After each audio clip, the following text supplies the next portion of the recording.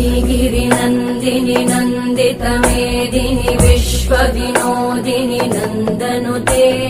गिरिवरविन्ध्यशिरोधिनि वासिनि विष्णुविलासिनि जिष्णुनुते भगवति हेशिति कण्ठकुटुम्बिनि भूरि कुटुम्बिनि भूरि कृते जय जय हे महिषासुरमर्दिनि रम्यकपर्दिनि शैलसुते सुरवरवर्षिणि दुर्धरधर्षिणि दुर्मुखमर्षिणि हर्षरते त्रिभुवनपोषिणि शङ्करतोषिणि कल्मषमोषिणि घोषरते